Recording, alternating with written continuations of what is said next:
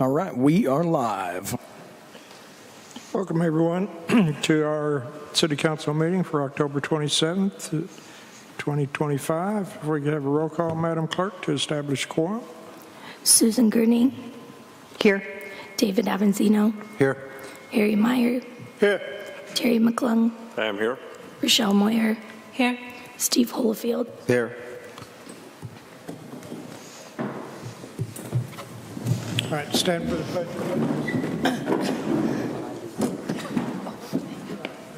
I pledge allegiance to the flag of the United States of America and to the republic for which it stands, one nation, under God, indivisible, with liberty and justice for all.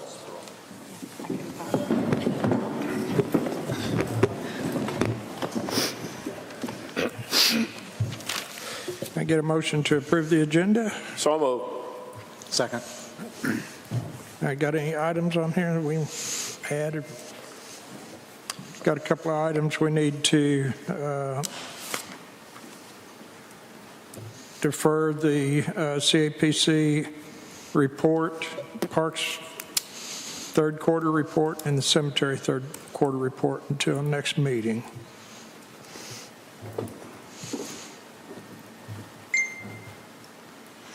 Other than that, that's all I have. Do you want a minute? It's a temporary entertainment district. Oh, and the temporary entertainment district will be moved to the next meeting also. What is? Temporary entertainment district. I don't see that. Is that on here? Number 4, new business. 4 under new business. Yep, number 4. Be postponed to 11:10. All right.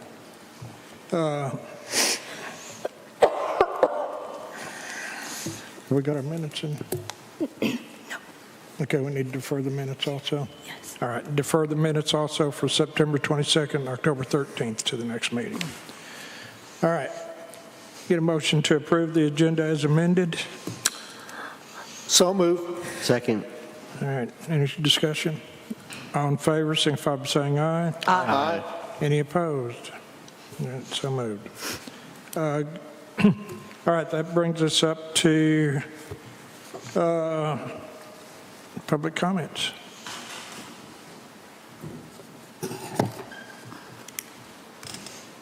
Please state your name and residence, please. Ferguson Stewart, 7 Harvey Road. Council, Mr. Mayor, Attorney, thank you for being here. I've got 2 announcements. One is my church, which I'm Board of Trustees member of, Penn Memorial Baptist Church, will be having a fall festival at 5 to 7 at 100 Spring Street.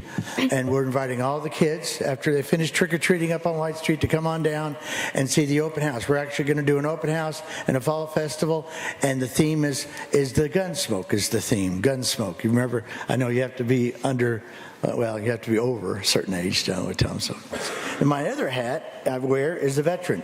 So on November 8th, we have our Veteran Day Parade at 1 o'clock, starting at the Carnegie Library. And all veterans are invited to participate. No politics, please, but we are going to have a great, I've heard a lot of content. It's going to be a very well-attended parade. So I hope all you guys be there. That's all I've got. Yes. Fergie, you said the 8th, November 8th? The 8th of November. Okay. Yeah, that's Saturday. Thank you. Okay. 1 o'clock. Okay, thank you. Thank you, Fergie. Anyone else? All right, well, we will continue on into our unfinished business then. First item is our water and sewer updates. Motion to discuss. Second. Mr. Simon? Hello, Mayor and Council. So for wastewater updates, I don't have a whole lot right now. Our wastewater treatment plant is running really good right now. I am currently in the process of reviewing a master plan that was done back in 1999. We're trying to update, figure out what they did as part of that master plan and what we still need to do to complete that. We are working to repair a sewer line collapse up on South Main Street. We'll be finished up with that tomorrow.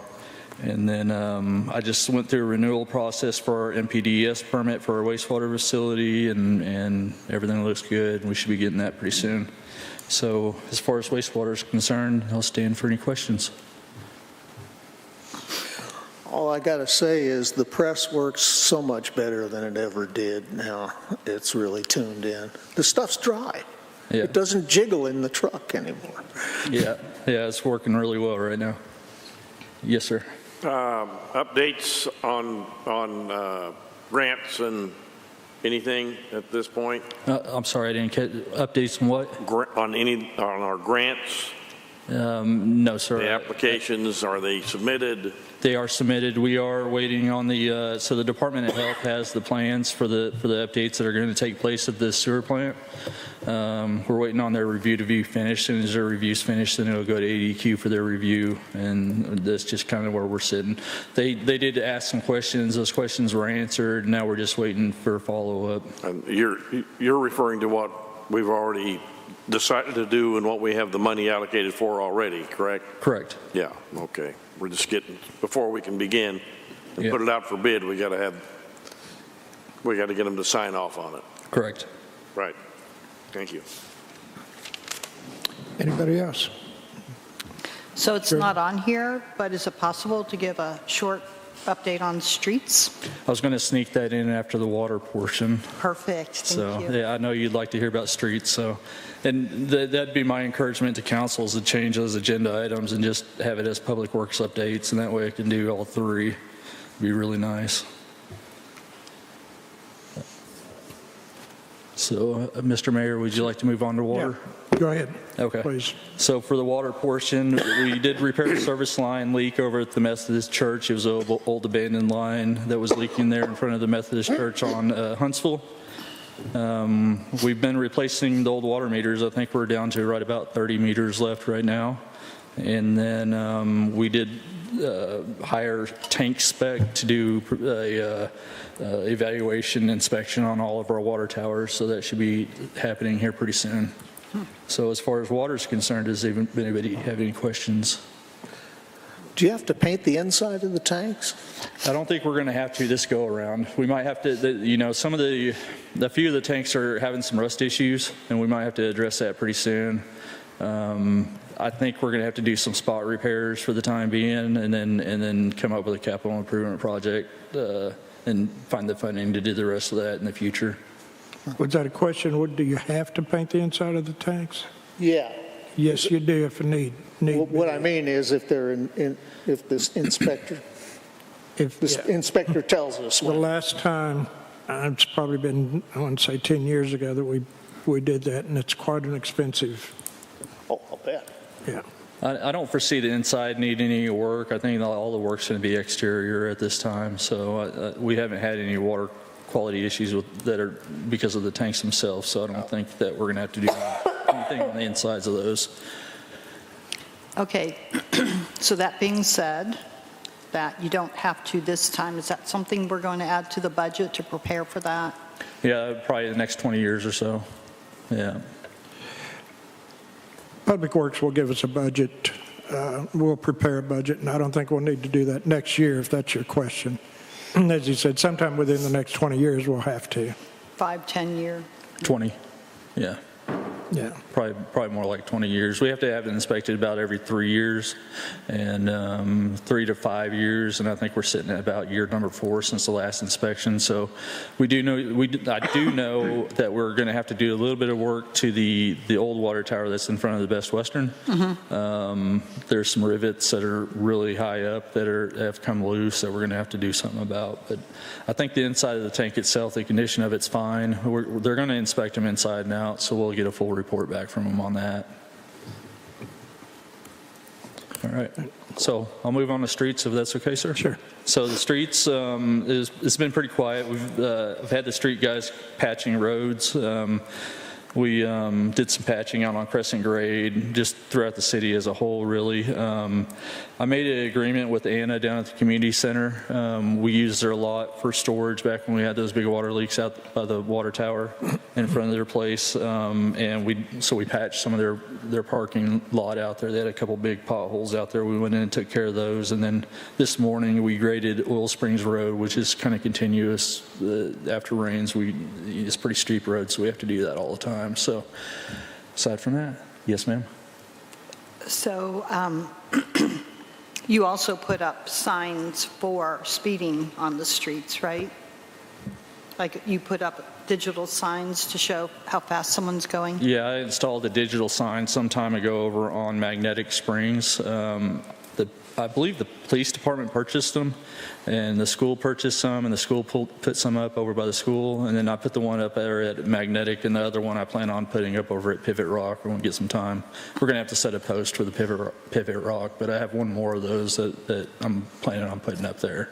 I love that one in Magnetic. I don't try to speed, but that does remind me that I'm going too fast. I'm pretty sure I have the high score, but I don't know. So I try to hit the green by the time I see it. So is there a way to request one of those? They're pretty expensive. I think that'd have to be a budgetary item to do those, but it's something that we can review and maybe try to figure out. Okay. Simon, if you don't mind me asking, what was the decision-making to place the one on Magnetic? Were there accidents there, or? No, I kind of went off of the judgment from our police chief. He asked for that one to be placed there, and the one on Pivot Rock. The one on Pivot Rock, we had a lot of people requesting that. Mm-hmm. Yeah. And Magnetic, I don't remember exactly what Chief Floyd's decision was. I think there's been a lot of tickets there. Yeah. Mr. Mayor, Yes. I think people backing out of the spring and somebody comes flying down the hill, Yeah. they've probably avoided a few accidents, or maybe they've had accidents if the police chief mentioned it. Yeah, I know we had a close call with our parks director at one time down there, and he called me. He said they're really flying down that hill, but he's here, and I adore Sam, so I have to take care of him. But yeah. The delicate flower indeed, yes. So aside from that, any more questions? Yeah. Thank you very much. All right. Thank you, Simon. All right. Next item is Visioning Committee. Ms. Moyer, you want a motion to discuss? A motion to discuss. Second. So I really just wanted to follow up. About a month ago, I brought up the issue of planning, and we had a conversation here which led to a workshop, which I thought was really productive. And in the last Planning Commission meeting, I overheard they were talking about reviewing the sort of various bits of plans that existed. And so over the last month, I've taken it upon myself to kind of try to reach out to folks, which Mayor and Cassie and Simon and everybody, thank you for participating in the exercise to try to find all the plans that exist. Because the original plan was 1996, I felt it important to try to find all of the plans that had received any sort of community input to them. And so what I've done in the document that I sent to the mayor and asked to have shared with you is just compiling everything that I can find. And trying to then understand, okay, what's there and what's missing. And to be honest, I've had a lot of feedback from the community on this, really positive feedback about wanting to take this step to grow our city. And they find that visioning is encouraging to them. I received more feedback on this issue than literally anything else since I've been here on City Council. So that tells me that it is really important to our community. But kind of just the sort of, I guess, takeaways that I had from that. 29 to 21 years old were the plans basically that we're working on. We have had an update which has had a little bit more done to that. But what I tried to do is really identify where gaps were. And I've spent the last month meeting with a lot of individuals in the cities surrounding us to understand what their process was envisioning, which is not the same exactly as planning, right? We talked about that before. And I just do still feel that it's very important. A vision plan for the city is really important. We have a declining population. We have declining revenue. We need to grow. And kind of looking back at what's been done and also talking to other communities, what I understand is that plans often do go sort of unfulfilled, but it's primarily for a couple of reasons, and one is they fail to have any accountability to the pieces of the plan, so no one organization or group is assigned and given sort of, full accountability for that. And the other is you have to budget to the plan. So if budgeting to the plan never happens, then this stuff doesn't happen. And that's really tricky. I understand when you're a city the size of us and you struggle to pay for infrastructure changes and things like that, but it does happen. Our community can do that. It just requires some strategy and long-term planning and a sort of comprehensive approach. And so I feel like this is an important direction that we need to go. And I was very encouraged to listen to the Planning Commission, Ferg, and you all trying to prioritize the things that you have and putting some financials to that. And I hope that we see that soon in time for us to take that into consideration as we go into the budgeting process. But I do also believe that visioning is, I heard from, I was listening to the Planning Commission when they said, this is a lot, and Cassie is like, and I'm at capacity, and talking to other communities, they use ad hoc steering committees to help accomplish this goal, and I think that that is an important consideration. So I wanted to provide this report today. I wanted to give everyone a chance to take a look at it. Also, there's a lot of lines in there that says unable to locate. So if anyone sees that and they are able to locate that, we can add that to it. I maybe just didn't do a good enough job of compiling. There may be things out there. But maybe just give that some time to digest, and then for the next meeting, I would like to put on the agenda consideration of setting an ad hoc steering committee for visioning. And that's all I had. All right, thank you very much. You've done a great job looking through that, and I think the Planning Commission is still the resource for a lot of this and what you're talking about. They are the principal portion of the city that deals with the planning. And we are a legislative body. We're not a planning agency, but I think the planning department has done and in the past has set up those committees that you're referring to. And I'm sure they'll take your consideration, your thoughts into their consideration on that. So anyway, we'll go on to our next item of business, unless there's other comments here.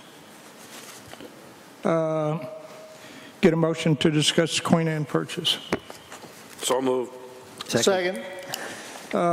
In your packet this time is a survey and a drawings which shows some property that's currently owned by Landmarks of Eureka Springs. Landmarks in Eureka Springs, Rod Slane, approached my office about wanting to purchase approximately 1.9 acres that is adjacent to the Queen Anne property up on top of Plainer Hill. Everybody knows where that's at. And their purpose is so they can add additional rental units to help supplement the Queen Anne's financial feasibility up there and through there. So they have offered us, and they met with Parks and walked over looking about establishing a trail back down through, around the area that still gets down to Black Bass Dam. And also met with Simon with Public Works to see if there's any issues there, or the planning commissions. And I hadn't heard anything. There wasn't any negative part of that. So it's really up to the city. What they offered us was $50,000 for the 1.9 acres, and then also an additional 0.3 acres that's dedicated back to the city for part of the trails. So it's up to the city council in which direction they want to go. Mr. McClung. In the past, we've always had to put everything out for bid if the city's going to put it up for sale. And we've had an appraisal, too. We've been talking with the city attorney. We can That's do it not anyway. required by law. It's not required? No, It's not not for a required. land sale. That's too bad, because we probably could have got more money for some other pieces if we hadn't, had to go through these things that we thought we had to do in the past. So, okay, so do we have to have an appraisal? You do not even have to have an appraisal. See, in the past, we've always worked on we have to get an appraisal, but we don't have to demand the appraisal price. We can sell it for whatever price we want, and then we have to advertise it. So I'm kind of surprised by the change. That hasn't changed. That's how it's always been. I don't know why you did that previously. I don't either. But it's Perhaps disappointing. it's because that whatever the price of the real estate, it was higher than the. I don't think we had, there was, people were interested in the property, I know that, but we should never had an offer on it, and we didn't know what to offer it. It's one of the reasons we got an appraisal. So, Ms. Moyer? I feel like an appraisal is a good idea. How do we know if $50,000 is an appropriate price for that land unless we get an appraisal? Even if it's not lawfully required, I think it's a good idea. You're well within your, We can do Right, that. It's so up to the give city, an it's up to appraisal. the You just don't council as to how, it's the reason I'm bringing it up to the council as to, what you want to do. It's just been approached by me, to me, for this offer. So it's up to the council to make that decision. Mr. McClung? Another option is possibly, excuse me, like what the courts require for in an estate whenever they are selling properties, in an estate, they can get. That it used to be you had to get 3 realtors, but now I think they only have to require 1, and to sign off on that. So it might be that we might be able to ask some realtors to, give us a price point on it. I don't remember what the cost of an appraisal was, but it is an expense. And Yeah, it's not you're not looking at- necessarily cheap. Yeah, you're going to probably look at $1,000. A formal appraisal, yeah, but I like the idea of having realtors. It's up to the city They're council. going to give you a fair market value on it. Yeah. It's, it's just choosing who you want to use, and I think you can do that by putting names in a hat and drawing them out and going that route. I think they're all pretty. Mr. Avanzino? Is there anyone here from Queen Anne, representing Queen Anne? No, they're not here. Okay. I guess my question is twofold. One is, we have a lot of overnight lodging in the town, and businesses are struggling to keep doors open because heads aren't appearing in beds. So is it going to be beneficial for us to allow, I don't know how many cabins they're talking about. Do you know, Butch? 6, I think. 10. So That's what the letter says. 10 cabins, and we had the other cabins just built. I can't think of the name of it, where all the little small shops are. And we just had another 6 or 10 cabins built right there Oh, yeah, down the street. down the street, which is not even a mile away. I guess my first question is is there some kind of feasibility study that's been done? Do we know that this is even going to impact the city in a positive way? I applaud them for wanting to do it, but is it worth turning over land for pretty much next to nothing to see this happen? Mr. McClung? That doesn't concern us, actually. You Well, know, it they concerns- have the property, they own the property, they have the right to do whatever they want to do, I understand. but just al- like you do with your property. I understand, but it does concern people who live here and own businesses here when it affects their business. So I'm speaking up for them at this time.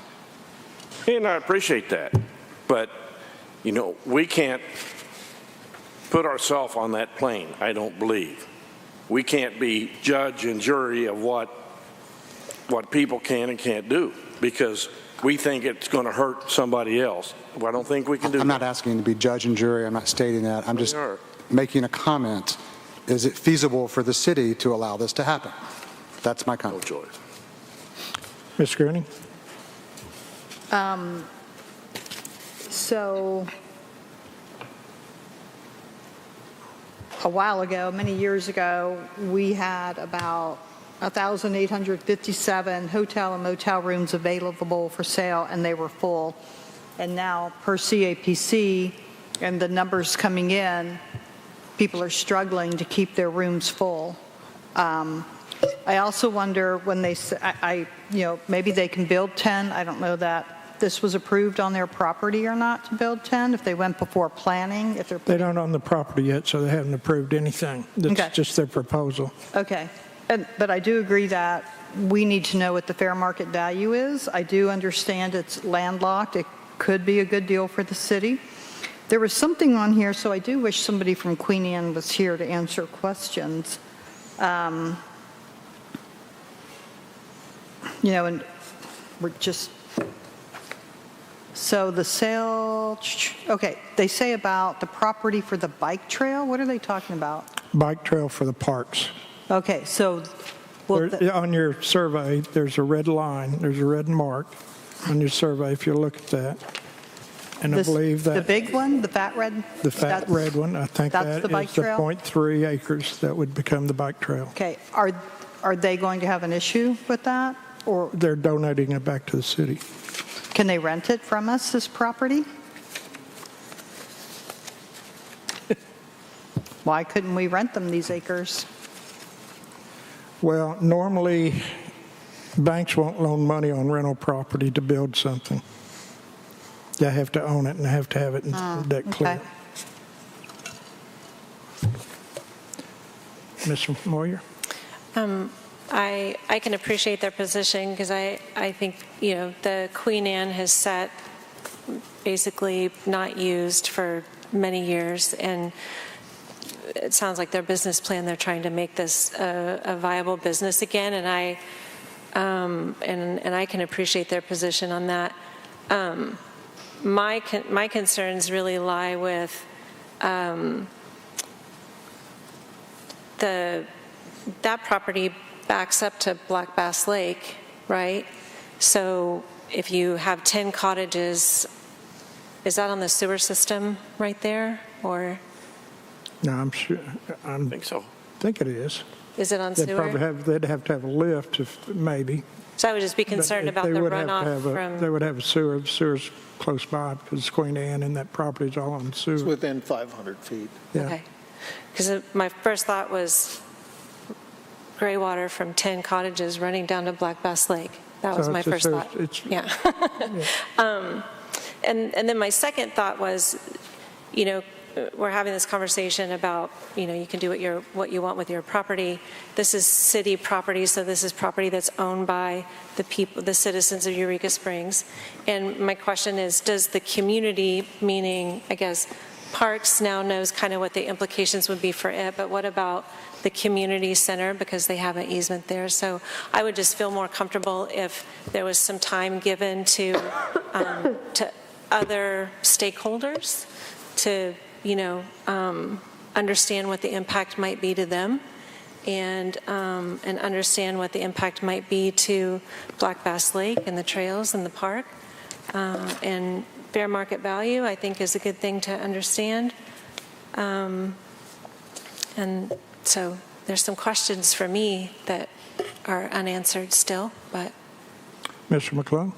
Yeah, I'm not sure I understand. They're asking for 1.9 acres, Yes, I believe that's correct. and do they own this 5 point? Yeah.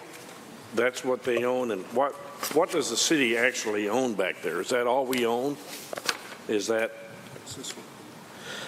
Well, but I don't know if we own this around it. That's, you see what I'm saying? Yeah, there should have been a survey with that, too. There's not anything I don't here have a that survey. that defines to me, who the other property owners are around it, how it all lays. Last page. The city owns most of that, and landmarks. I think they have it noted on there who the property owners are. You got Nostrum Burger, Landmarks, Eureka Landmarks, and Landmarks. Are the blue lines trying to delineate property ownership, I guess, maybe? Is that? Where would the bank be? Where's Equity Bank? Over to the right. It's with the dollar sign on it, Oh, is there another one? on the map. It's got a dollar I sign. was looking at the wrong map. But thank you for that. So the city owns, it looks like the city owns everything to the south and west of it, Yeah. if this is the way I'm reading this correctly. Yeah. I think that's so. right.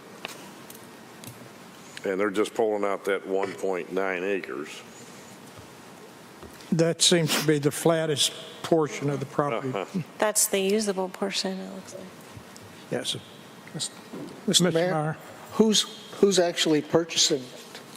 This would be Landmark Acres, or Landmark of Eureka Springs. It's a corporation. Yeah. It's the Queen Anne ownership. I think they're out of Chicago, maybe. Yeah, I'd just like to know. Mayor? Yes. I guess for Sam, or maybe how long is this bike trail, this proposed bike trail? Sam? Sam, you have any idea?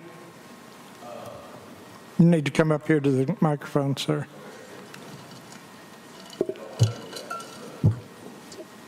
I think You don't know? Okay. I guess the reason I asked that question is just by looking at this map, I can't tell like where the entry point and the exit point is. I don't know what map. Oh, where the entry and exit points are for this bike trail. So is the city responsible for the infrastructure and supporting entry and exit to that bike ramp? We would have to build a trail there, assuming As far as offloading, onloading, all that as well? offloading. I mean, how are they going to get bikes? Are they going to ride the bikes down? Yeah. Do we offload? Do we? Okay. Okay. But we don't know how long it is. I'd say I can calculate. quarter mile max to get to the bluff. I can calculate it real quick. And where's the bluff trail in relation to this? Over here, this way. 0.3 acres. So they would come up through here, they would be able to access the this links. proposed, So once you get past this red point, it's all city property, so that opens up a lot of doors for getting down to the bluff trail. okay. Although, I mean, it's we hiked it, and it's very steep, there's a giant bluff line. Yeah, yeah. Almost the whole way, so Yeah. it's actually not got many options to get down there, but it's, So is this going to be a situation where they have to hike to be able to bike this trail? Or would we have to provide parking?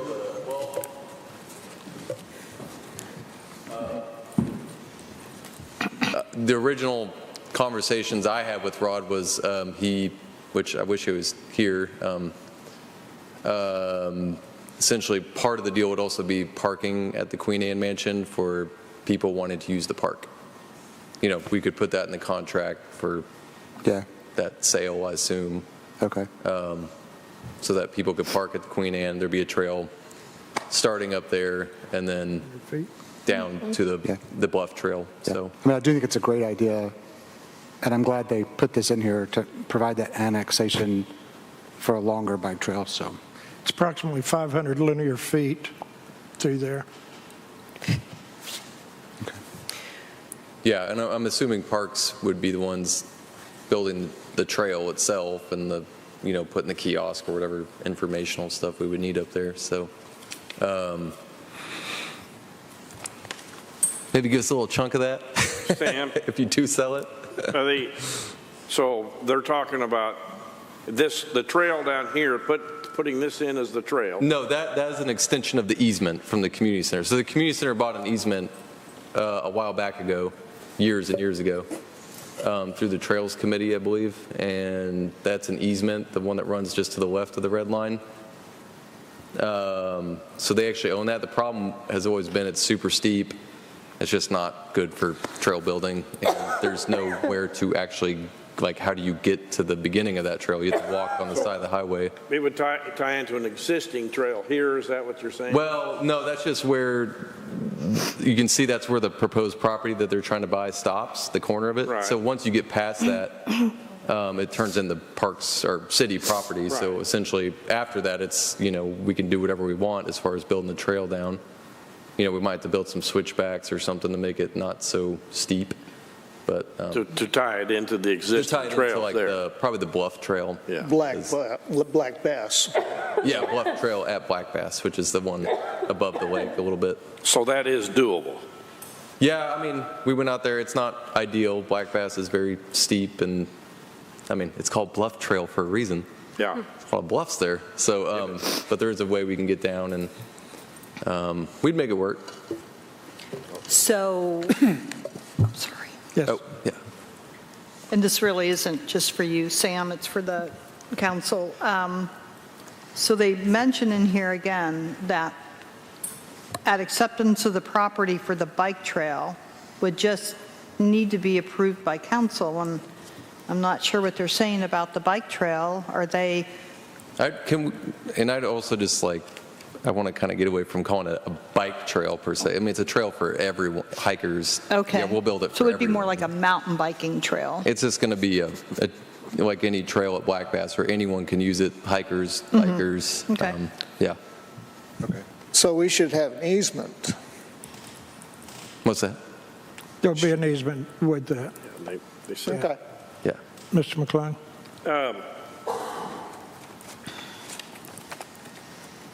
I mean, an appraisal's good, or a, evaluation of the property is good to me. You want to make a motion? No, I don't. I would like to see some input from the city. I think some of the others here want that, to see what that, how they feel about it. But I do believe that a price off the top of my head and what I know about this town, which take it or leave it, whether I know anything or not, $50,000 is a very, very fair price. Very price. Very what price? Very fair. Oh, okay. Yeah. And considering the location. Yeah, Ms. Meyer? Well, I'm with Terry. I think we should get a few realtors to come and I don't even think that's necessary here. Really, I don't. I think 50's. I think 50's good for the city. I really do. You do? Yes, I do. All right, well, I misunderstood you. Well, Yeah. we can get an appraisal and we can come in at $35,000. They still have to pay us 50. Well, I mean, I just think it makes common sense, and it's in the best interest of everyone to do the appraisal. If it comes in at 35 or 40, then that's what we offer it. If they want to pay 50, let them pay 50. But, I mean, stand by what it's valued at. I think the suggestion Mr. McClung had about getting the realtors is the best way to go on this one. Yeah, I agree. So if that's what the council wants to do. So, did I see? Yes. Our local realtor should be able to give us a good estimate on what the property's worth, looking at it and stuff, and without going through the expense of paying for official appraisal or audit or whatever. All right, Ms. Moyer? I agree. I just think, we're stewards of that land. That is not our land. It's the citizens' land, and we should do our due diligence and find out what it's worth before we sell it. I just think strongly about that, whether that's, several realtors providing what they think the land would go for fair market value. That's fine with me, but I feel better about that than just saying, yeah, 50,000 sounds good, so let's just go with that. I don't think that's very professional. And then the other thing that I would say here is they're talking about building 10 units on a flat piece of property that the city owns, when a month ago when we talked about where are we going to develop housing, nobody could figure out any place there was to put houses. So I just want to say that out loud, because that does have value. If 10 cottages can go on that land has value. If it's landlocked, there's probably a way to figure out around that, but I think that should be said out loud. All right, what's the wish of the council? Can we have time to think Not about making any this? recommendations. Could we make a motion to just get some realtors' input? Sure. I make a motion we get someone who would do that, I guess.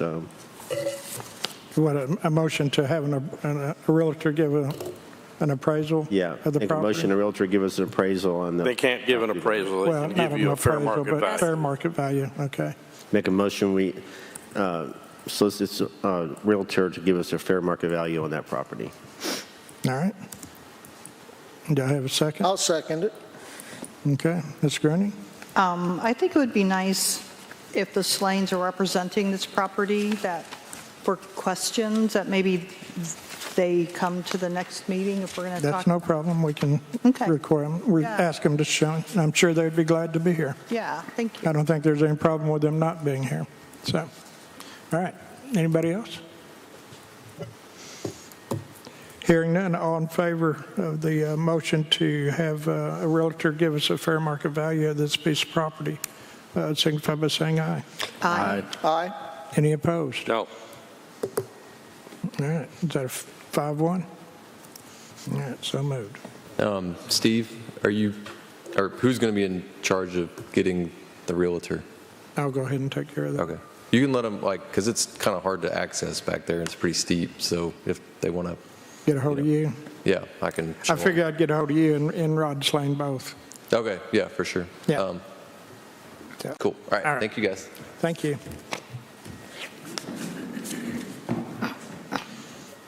All right, that brings us up to our next item of business is sidewalks discussion. I'd like to make a motion to discuss sidewalks. Second. All right.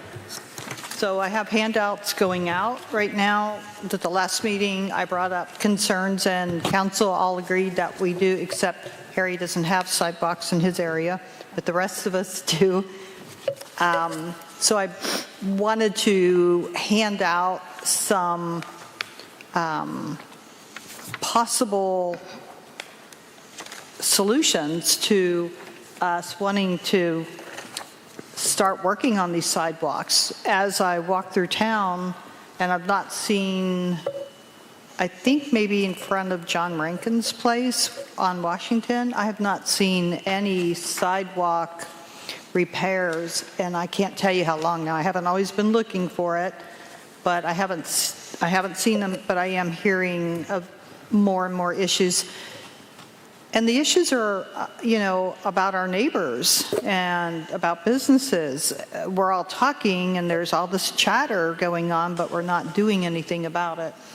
I agree. I think Councilman Myers brought up last council about maybe redoing the ordinance and seeing what we want to do there. I agree with that. But I have some again, possible solutions that some may or may not work, but I wanted to throw out everything and just see what kind of sticks so that maybe we can begin to make our city a safer place. It's a high tourist town. I know there's not a lot of residents, but we do get a lot of tourism. And when I think about that, kind of the same thing with the water, I don't think we have a general fund anymore for streets, is that right? Or for sidewalks? No, we have fund for sidewalks.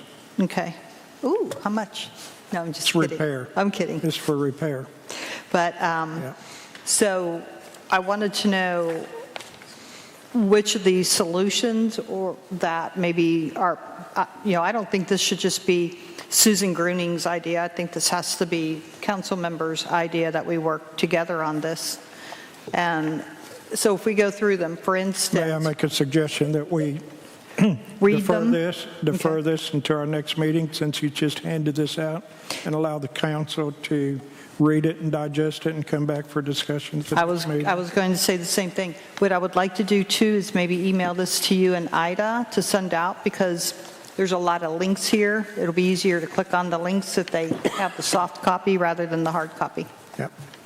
Okay. So should we put this on the agenda then? We'll go ahead and defer this, and just make a note to defer it to the next meeting. Perfect. Thank you. Okay. I move to defer it to the next meeting. Second. All right. All in favor? Aye. Aye.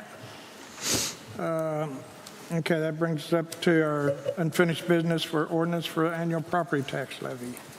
Motion to discuss. Second. Where are we at on this, Mr. Mayor? Was it time for the third reading? I believe it's time for the third reading.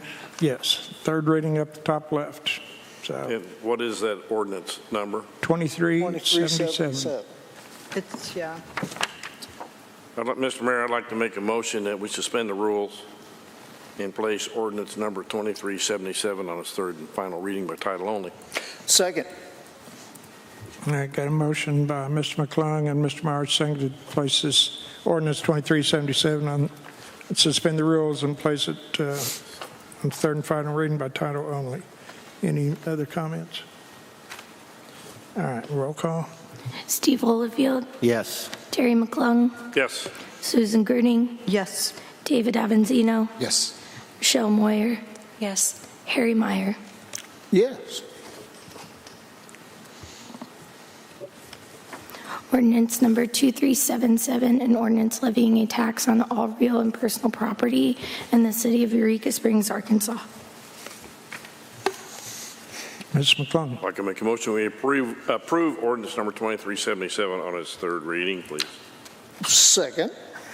Mr. McClung made a motion to approve ordinance 2377 on its third reading, and Mr. Myers seconded. Any discussion?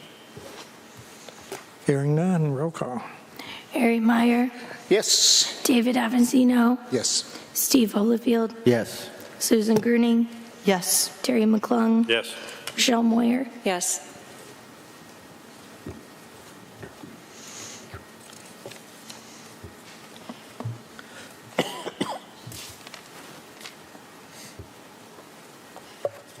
Okay. So that takes care of that. All right, new business. Finally, renewal of group tour franchise for Joe Gunnell Tours. Mr. Gunnell is here. In your packet is his group tour franchise application. Motion to discuss. Second. All right, we have, this is his standard application, franchise application that Mr. Gunnell has been submitting for how many years? 30. 30 years. Actually, just 15 times. Well, If it's 2-year terms. a little less, because originally we were at 5-year renewals. Oh, that's right, it was fun. And so, but it's probably. Anyway, yeah. but it's been for 30 Enough. years that you've had the franchise. Yes, sir. All right. Does anybody have any questions? No. Looks like the same one last year. Mr. McClung?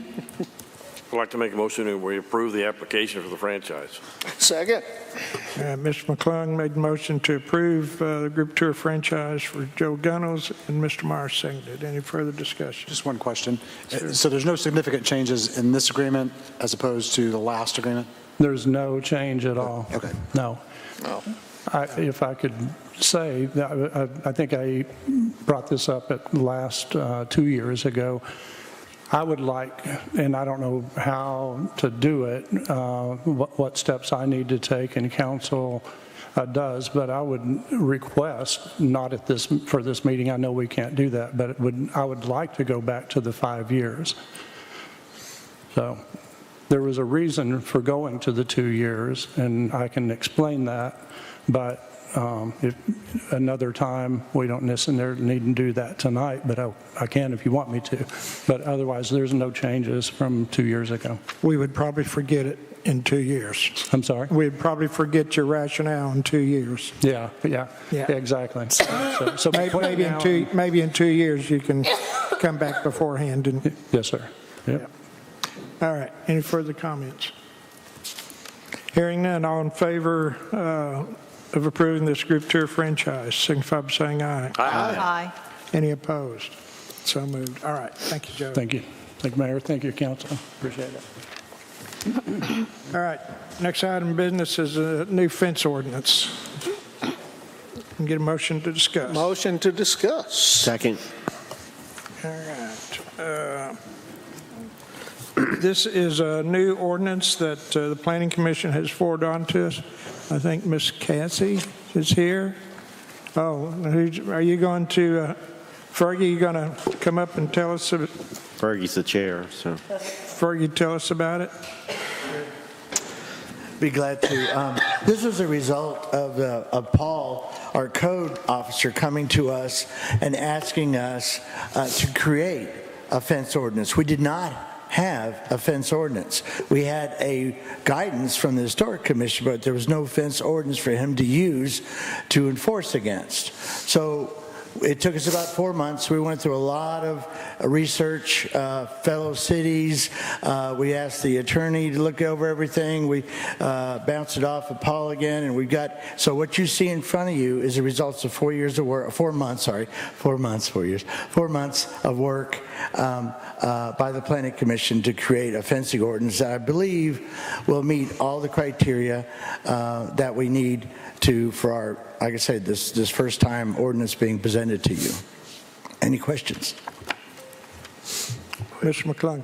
I'll let Steve go first. Go ahead. I watched the Planning Commission's meeting. You all hashed this over, went back and forth several times. I appreciate all the work you put into it. Thank you. Thank you.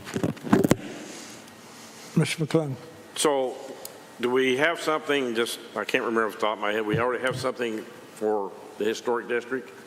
There's a guidance for the historic district, but there's not. Is it referenced in here? The guidance actually was based, a lot of this ordinance was based on the guidance. So the guidance is built within that ordinance. Plus there's some other things because our excellent code, Paul, gave us a lot of information, and we were able to make sure that we compassed all the possible scenarios that he runs against all the time. Is this for the town as a whole or just certain areas? Because it says, establishing fence regulations for non-historic That's right. Non-historic. It's a non-historic district for this ordinance. So Correct. We're not going to worry about No, historic. we've got, I think the historic district is doing a great job managing that area, but this is for the HDC. They're doing a great job. So this is for a residential area, outside the historic district. Okay, I just wanted to. And agricultural zones. And Pardon me? agriculture zones. So. All right. Yes, ma'am. So Fergie, I'm kind of trying to quickly go through this. If I have a house and it does not have a fence, but I get a dog and I want to put a fence in, because I see here new construction, but my house is not new construction. It's not an extension, and it's not a replacement. So what would it fall under if I just said, oh, I need to put a fence in my yard? And then it would be a simple call to the code officer, and he'd come out and take a look. But what there is also a temporary pet fence is also in that ordinance. So okay, so what if I didn't have a pet, but I still wanted to put a fence in my Then yard. same thing. You have to call the city, just like any other thing you want to add to your property in the city limits, you have to get approval for that, and that's what this does. So, but do you need to get approval even if you fall within these? Right, and if you, like, just like any other ordinance in the city, you still have the chance to come before the commission and air, that I don't like this, or I want to change it, or I want an exemption, and so that's still available. So why wouldn't it be go in ahead. the May I, ordinance? Mr. Mayor? I'd just like to state, in answer to your question, Ms. Gruning, that the new construction as defined in here, it's construction of a new fence or wall, not construction of a new building. You're right. Thank you. There you go. Thank you, Cassie. That's why she's. Myers? Yes. No, I was going to say the same thing. Okay. Fergie, just a quick question. I'm noticing the sentence where it says, chicken wire, rabbit wire, barbed wire, hog wire, or vinyl are prohibited. Correct. With some of the new designs, especially with the hog fencing and wooden beams and structures like that, which are very attractive, almost more attractive than a wooden fence, why was that included? Well, that was included because that's already defined in the historic guidance. So they have a prohibition on that, so we continue that. But at the same time, the code, our code officer has the leniency to bring any exceptions or changes to us. So we could then vote on a change or modify that ordinance.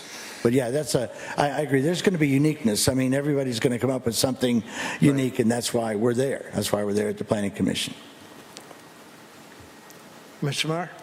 When, if you're in the historic district, you have to take a sample of the fence that you're going to put up to the HDC. That's correct. To get their approval.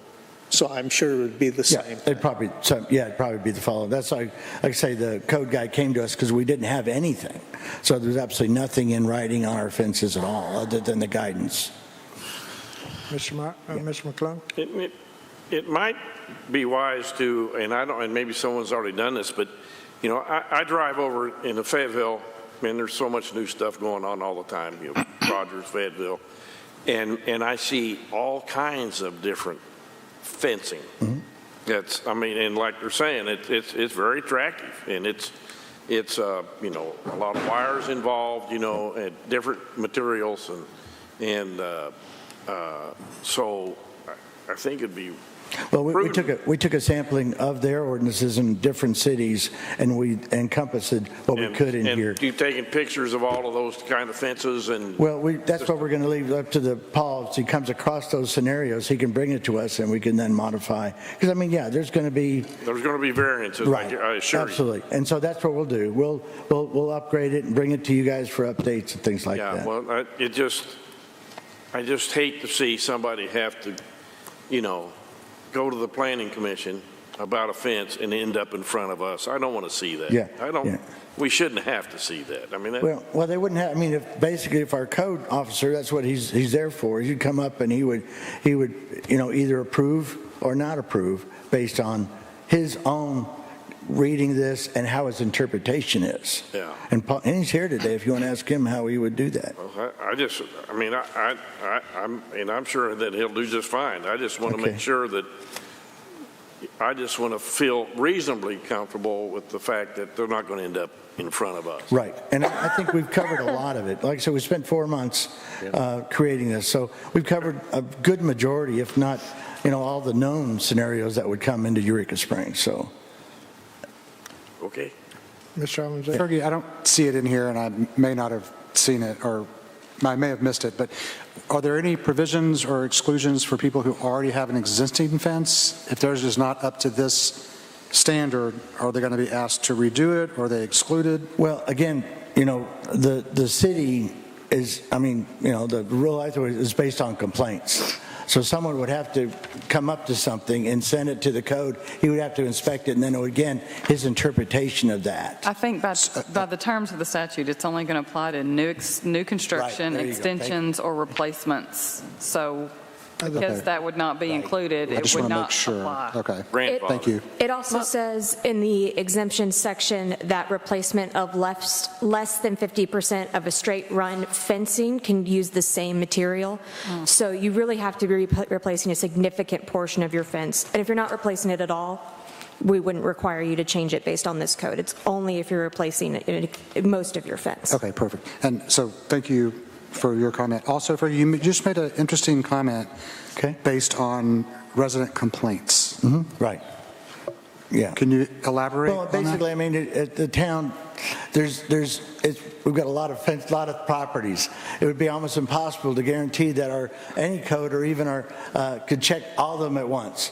And so if you're the neighbor, just like anything, if your neighbor comes up and says, hey, his fence is falling down and calls the code guy, that's what I'm talking about. Was neighbor hopefully helping neighbor and not turning neighbor in.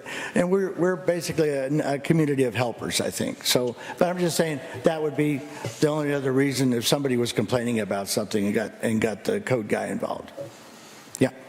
During your meetings talking about this, you said 4 or 5 meetings discussed this. That's correct. And did the public have an opportunity to come up and give input to We this? actually had an open time, and no one showed up. Right. So we actually advertised a hearing, and no one came to give us any input. So we did do that. Thank you, sir.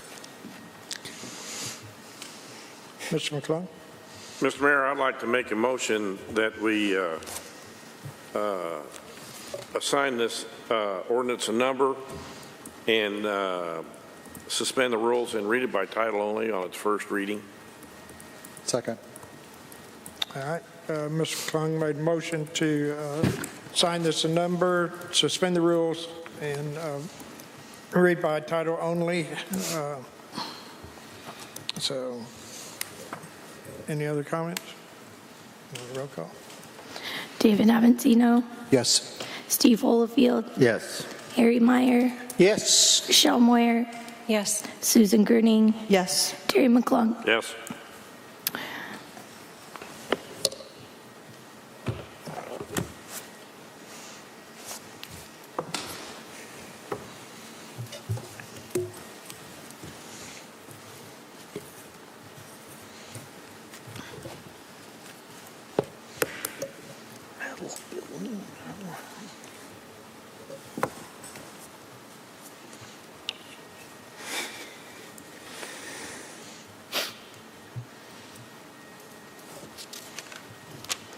Signing ordinance number 2378, an ordinance establishing fence regulations for non-historic properties within the city of Eureka Springs, Arkansas, providing for permitting, material and design requirements, setbacks, visibility standards and exceptions, and for other purposes.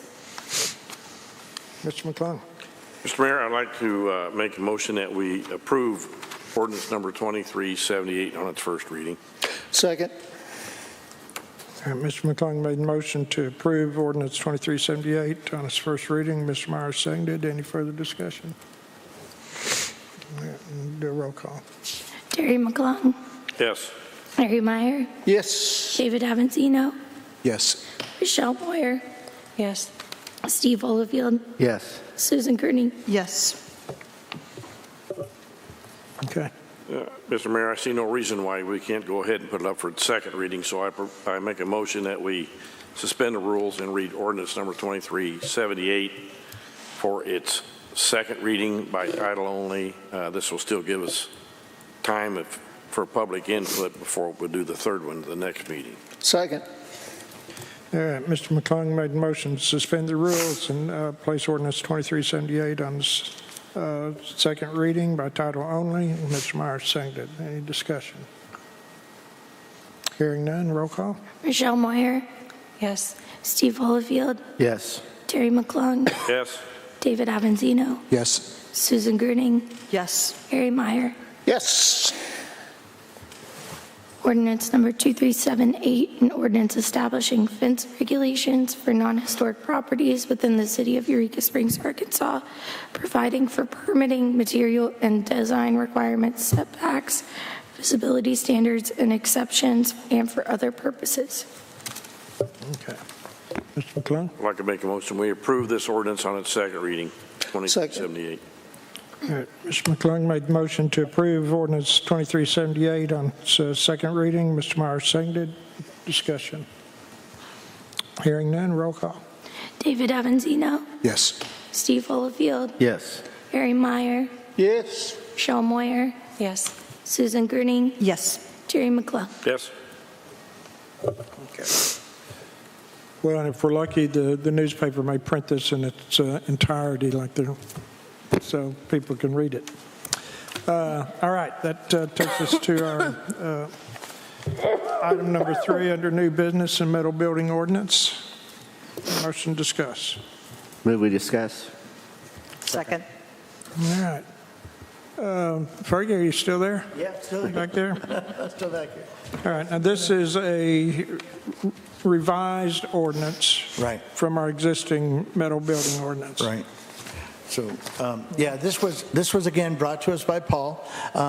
He said that, one of the things that has changed over time, just like a lot of things that change over time, some of us, over time we just get gray, but actually buildings have improved. The structural content, the way it looks, the appearances. So the old metal building is not the old metal building anymore.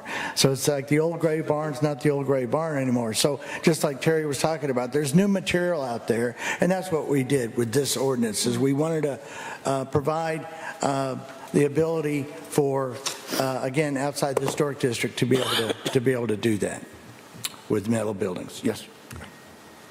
Actually, go ahead, Cassie. I have a question for Paul. Okay. Did you want to say anything? Yeah. Oh, Paul, go ahead. So, Paul, Fergie just made the statement that building materials have changed, so forth and so on.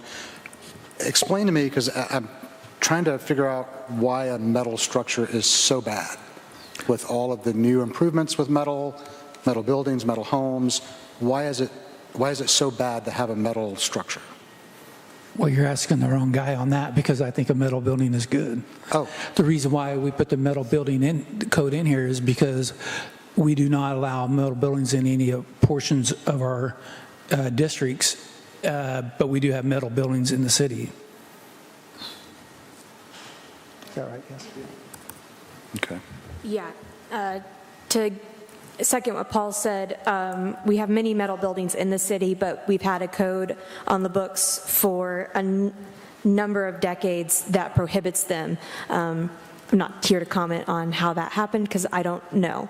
But wanting to make a code that both reflects better what we have going on in the city and what people have brought to us, because that is a question Paul and I have gotten frequently, which is, why am I not allowed to erect a metal building if I see them all around? We're trying to, working with the Planning Commission and the mayor, find an amendment to the code that can make sort of a compromise so we can still keep the look of our town while also be more flexible in our building options.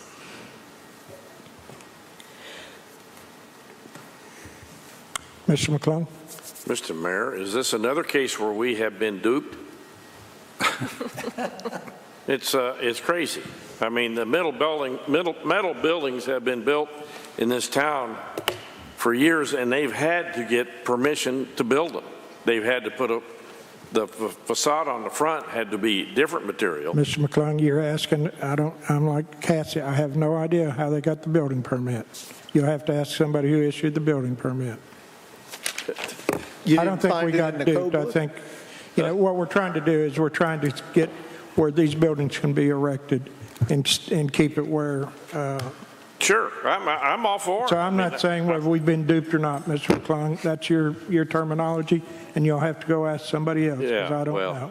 Okay. I didn't say it was you that was doing it. I'm saying I don't think it was you either. So. I don't think it was either. So I don't know how it came about. Anyway, I don't have any other questions other than it's going to be, metal buildings will be allowed. The rib metal or corrugated are not, I don't exactly know what is standard siding now for metal buildings will be allowed with a facade. It has to be a new construction or contemporary construction. It would not allow corrugated or ribbed up front and then the back on the facade just a little bit. So it's going to be a little bit different. You're not going to be able to have a corrugated or ribbed up front. Right.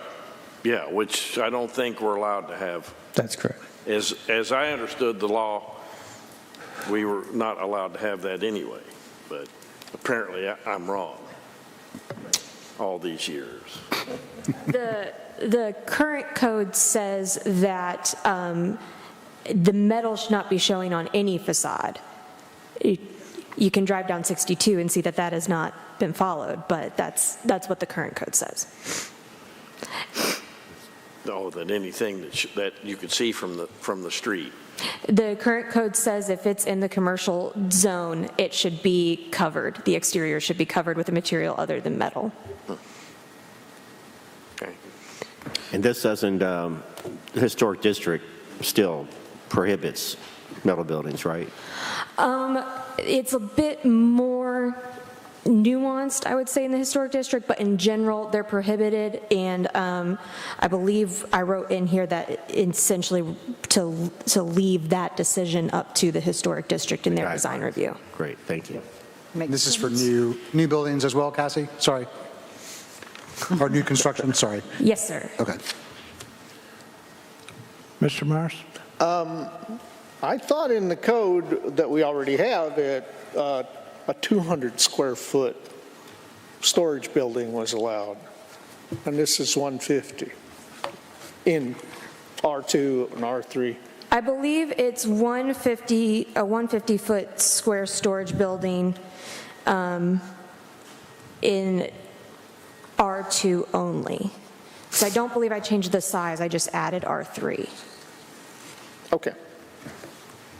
I stand corrected. Mr. McClung? Okay, so, I've not had a chance to go over this, but so we're not allowing them as in residential, a residence, metal building. No, that was not something that we decided to write into the code at this time, especially Strictly since, commercial. Yeah, it's commercial, industrial, and agricultural. Yeah, okay. Especially because so much of our residential is in the historic district, it seems best to just leave it up to HDC. Okay, I wanted to make sure of that. And it looks like it's excluded. Of course, C1 is historic district. So on the first page, it says C2, contemporary commercial zones, and also I for industrial zone and A, agricultural zone are the three zones that they're allowed. Okay. Any further questions? Mr. May? Mr. Myers? I move that we assign this ordinance a number and read it for passage by title only for its Suspend first. the rules and... Yeah, suspend the rules. Okay, and read for passage. Okay. All right. Mr. Myers made the motion. Do I hear a second? Second. Okay, Mr. Amazino seconded.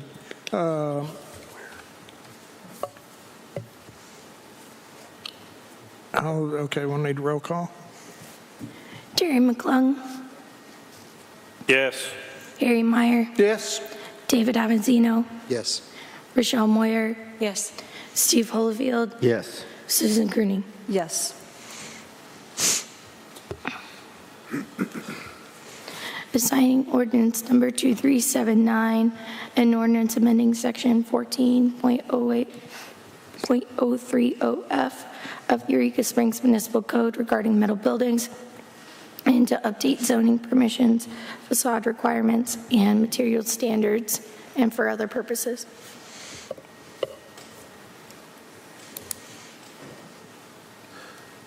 Okay. Mr. McClung? I'd like to make a motion that we approve this ordinance, and it's, what was the number? 2379. 2379, Okay, on its first reading. on its first reading. All right. Second. Mr. McClung made the motion to approve 2379 on its first reading. Mr. Myers seconded. Any discussion? Hearing none, roll call. Rochelle Moyer, Yes. Steve Holofield, Yes. Jerry McClung, Yes. David Avanzino, Yes. Susan Gruning, Yes. Harry Meyer. Yes. All right, y'all want to wait on this one? Okay, we'll wait until the next reading, next council meeting to read the second reading. Okay, that brings us up to our number 5 is our cleanup budget, 2024 cleanup budget. Motion to discuss. Second. Okay. Michael, you want to, I don't know if we've got any questions or not. Does anybody have any questions on this cleanup budget? Cleanup, there's no soap here. If you look, you've got documentation, there should be documentation in there. With the ordinance, you can see if you, our 24 amended budget, we had revenues of 13.4, and we came in at 13.7. So we came in about 328,000 higher than we had projected across the whole city. We projected expenses of a little over 13 million. They came in at 13.4. So a little bit, 300,000 over what we had projected.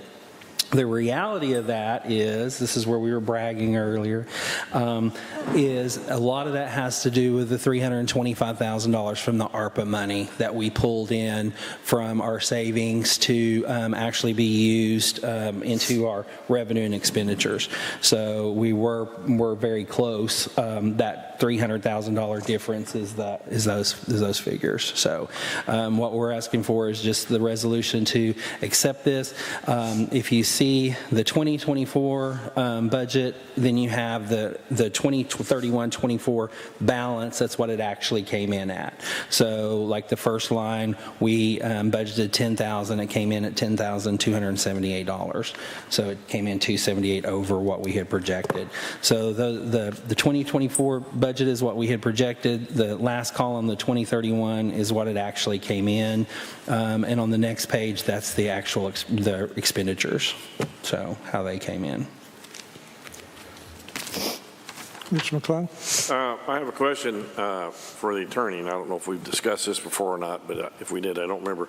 Can we do resolutions the same as an ordinance and read it by title only as well, or do we have to read the whole thing? A resolution only has to be read once, so it doesn't matter. No, it does matter? Title only. Yeah.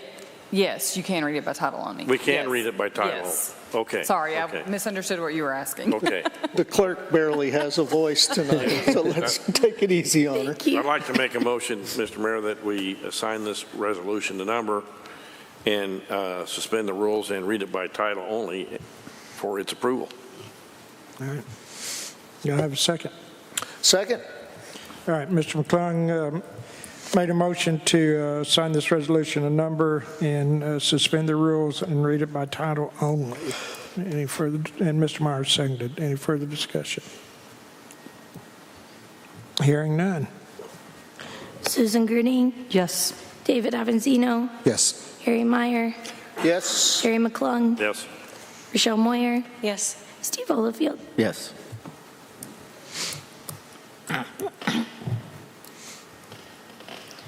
Signing resolution number 892, a resolution amending the 2024 adopted budgets for the city of Eureka Springs, Arkansas for the year 2024, appropriating money for each and every item of expenditure therein and for other purposes.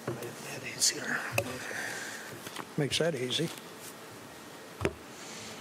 All right. Continuing on. Next item of business is hospital finance. Rochelle Moyer. Motion to discuss. Motion to discuss. Second. So actually, I had originally just placed this on here because we hadn't received the financial reports yet. But now that we've received them, I saw it in the packet. So I would just like a chance to look over it. But I did have a question listening to the last hospital commission meeting. I thought I heard maybe Sandy mentioning that that some money you had committed to doing the parking lot, and I just wanted clarification on that. Wasn't money. We're having the Public Works help fill in some potholes similar to what we did at the community center. Gotcha. On there. Okay. Yeah, where the helicopter and then the other end. I think basically it's where the helicopter and on the back. In the back. Yeah. On the helicopter pad. Yeah. Okay. All right. Thank you. All right, and then we'll move on to item number 7, Motion to discuss limiting public comments for city council meeting. Motion to discuss. Second. I think that we don't need anything but city business or things that pertain to the city. When Fergie got up and made announcements earlier, that pertains to the city and the people in the city. But when people come in and talk about how the gun laws in Illinois are no good because there's more murders in Chicago, that has nothing to do with the city of Eureka Springs and wasting our time and everyone else's time. Mr. Well, Holyfield. as representatives of the city's population, we're elected by the people. I welcome any opportunity for anybody to get up and say what they want to say to the city council.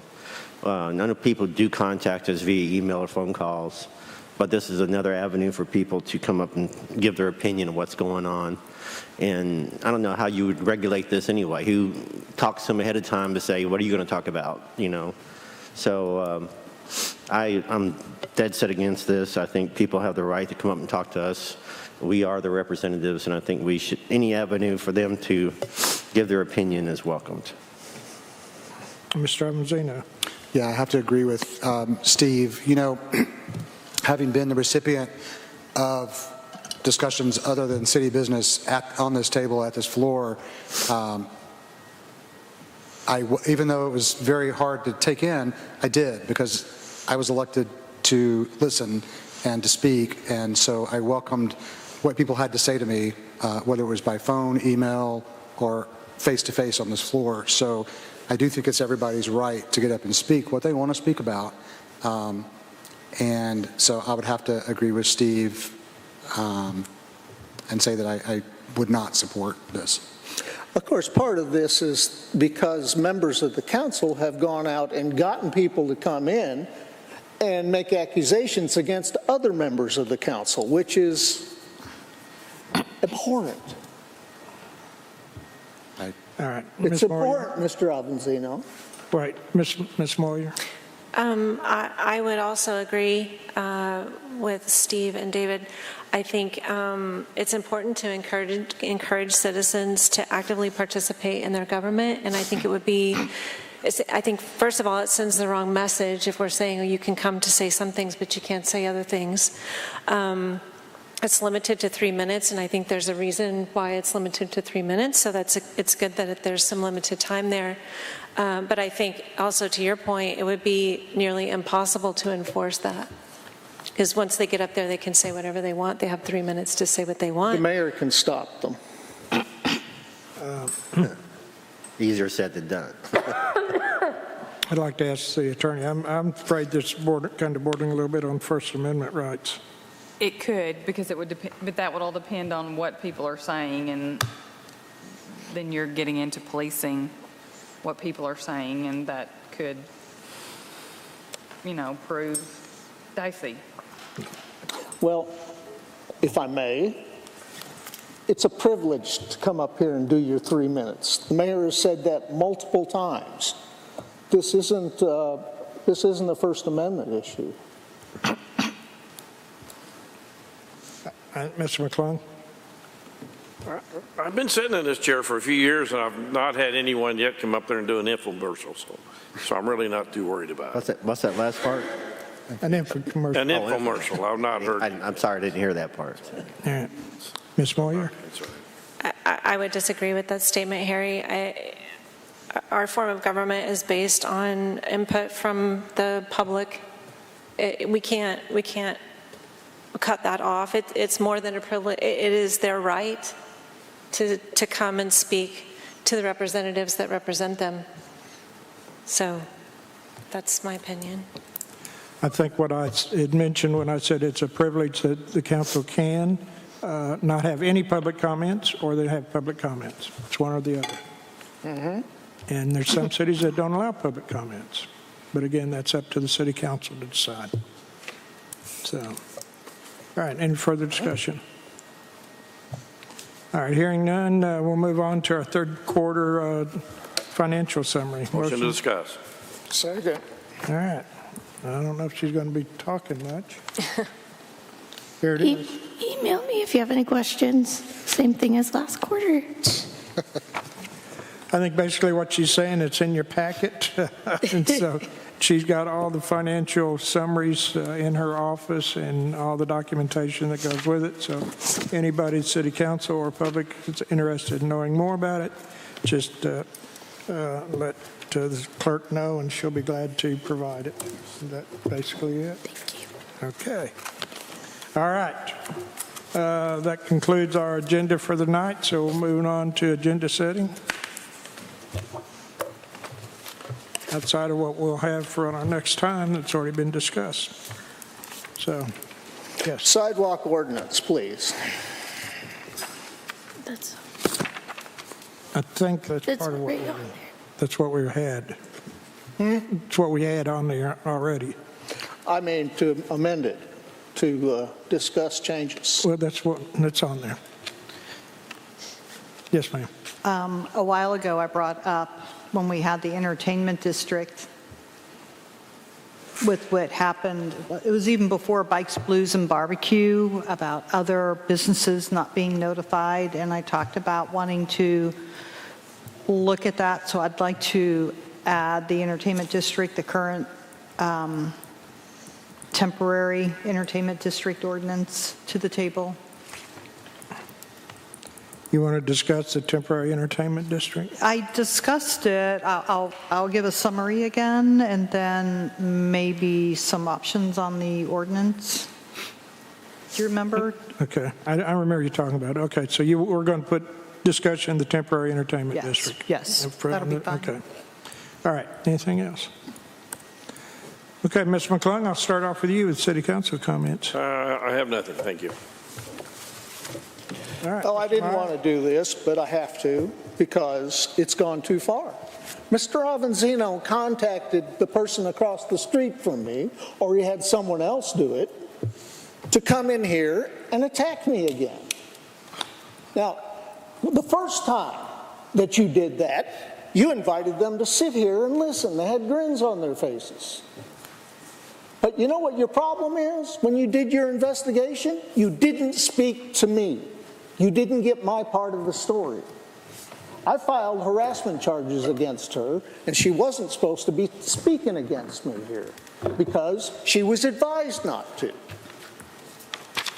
And I saw the little red van that's parked at the Wanderoo at Doofus's little house next door, so I know what you're doing. Stop it. Ms. Moyer.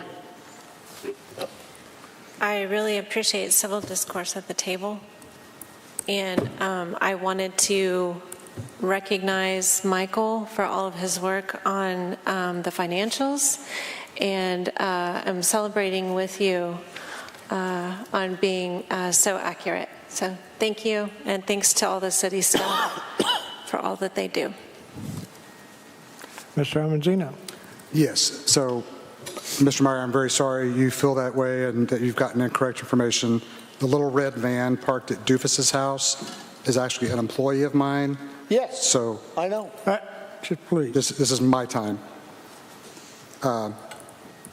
Contrary to what you may think, my mind is not occupied by you 24/7, so I will not let it be occupied by you now. With that being said, I see our hospital person back there. I think, yes. I just wanted to say, been many months of discussions about hospital and all this kind of stuff. I recently had my very first experience with the emergency room staff. I was attacked by a very ferocious, feral, 4-week-old kitten and was bit several times. But the staff was phenomenal. They did a great job. I was very impressed, and I wanted to make sure that I forwarded that on. I already told Tiffany, so thank you. Did you take the cat? Excuse me? Did you take the cat? I had it spayed, neutered, or spayed, and then released back into the wild. So that's why it attacked me, I think.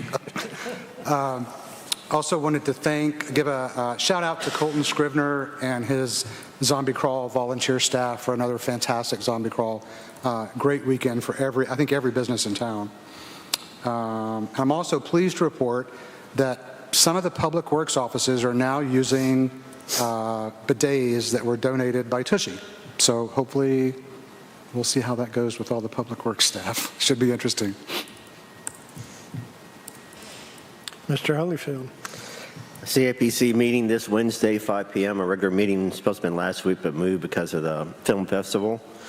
I watched the planning and zoning meeting, as I do all the meetings, and they're always good, but this one I was telling Fergie, they were cooking all 4 burners. They hit the metal buildings, they hit the fences, they hit the empty buildings. I mean, that's like check, check, check. You guys were doing a great job. We really appreciate it. And I want to congratulate Fergie on being appointed to the Governor's Committee on Mental Health for the state of Arkansas. Thank you very much, sir. That's it. Yeah. Ms. Grenion. So like Steve said, I think the zombie parade was fabulous, and it amazes me how many people show up in the pouring rain and still come out and participate. So I think that's awesome. And we did get a little clearing during the parade, so that was great. I did have some, I think they were tourists. I'm making a big assumption here, but they had out-of-town plates. On Sunday, not understanding the parking, so I pulled up right behind the courthouse to where we have the meters, and I couldn't get it to work, so I don't think we pay on Sundays, is that right? We pay 7 days a week. Oh, well, I didn't. I couldn't get the meter, I couldn't get the app to work. Did you get a ticket? Neither did the other people. And thank you to the Eureka Springs Police Department for not giving me a ticket. I found out recently by some of, there's a couple of lodgings near me in our area that does weddings, and I know this is county, but from what I understand, they're not going to be open on Saturdays anymore to give out marriage licenses. That's what I was told. And that starts when? That I don't know. Actually, the only thing I know is what I read in Facebook, so I have not been notified. I think that, people will certainly have to plan ahead, but I think that affects a lot of the businesses that count on them being open. I would suggest you contact the county clerk. That's what I told them. I said the same thing. I just wanted everyone here to be aware. The county clerk's the one who dictates that. Yep. So if you have a concern over the wedding licenses not being issued on Saturdays, Saturday mornings, then please go ahead and contact the county clerk and let her know. The more you contact her, the more likely you might be able to get her to change her ruling. So. Thank you. Anything else? No. All right. Yes, the zombie crawl was amazing. I was good turnout, good group.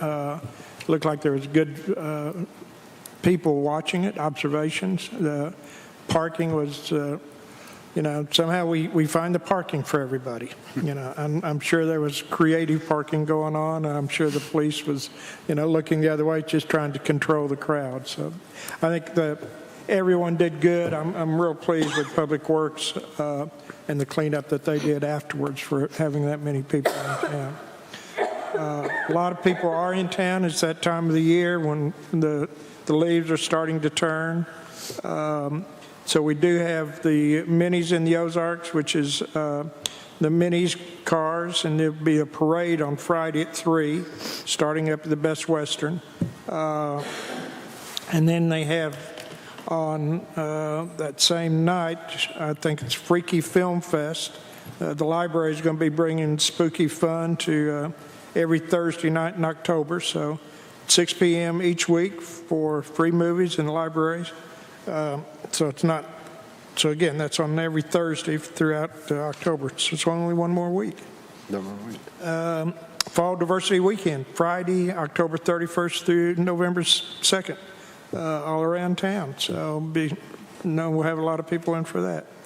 Also on the downtown Halloween, we'll have the downtown trick or treat from 4 to 6 in the historic downtown. Everybody's welcome, so bring your kids on down and get some tricks and treats from local store owners. And again, it'll be from 4 to 6. Halloween night will be the Rocky Horror Picture Show live at the auditorium, starting from 9 o'clock. So after you get through doing your trick-or-treating, and come down and watch the Halloween, get your costumes, and there'll be costume prizes. And 9:30 followed by a virgin ceremony, R-rated fun, so whatever that is. And then Eureka Springs High School Theater is proud to present The Addams Family Young at Park. And it's going to be available on November the 1st at 7 p.m. and November the 2nd, 3 p.m. out at the high school. Tickets are $10. Melissa Carpenter live at the Odd, Sunday, November the 2nd from 6 to 7:30. And then we've got the Porsche Palooza starting on Wednesday, November the 5th through the 9th. That's a 4-day event. So that'll be a lot of Porsches will be in town over through that. We'll have the wood floor repair skill classes back behind us here in the auditorium. 7th through the 9th of November from 8 to 3. Our building inspector, Paul, will be handling that and taking care of it. And then we also got Project Wolfway, November the 5th from 5 to 7 at Eureka Springs Community Center. It's a fashion contest for you and your pets, presented by Bowser. Your cat's probably not allowed. Olivia Lane live acoustical performance Saturday, November the 8th, 7 to 9 at Center Stage at Performing Arts, and tickets are $15. And then also Opera the Ozarks presents Goodbye Mr. Chips, which is a film screening and artist talk, Sunday, November the 2nd from 2 to 4 out at Inspiration Point Center of the Arts. And then again, I think Fergie mentioned it, and I think it's worth repeating that we'll have the Veteran Parade, I think it's November 8th at 1 p.m. So that's it. So I'll take a motion to adjourn. So moved. Second. Second. All in favor? Aye. Aye. Hey, if Stand you up watch- and leave.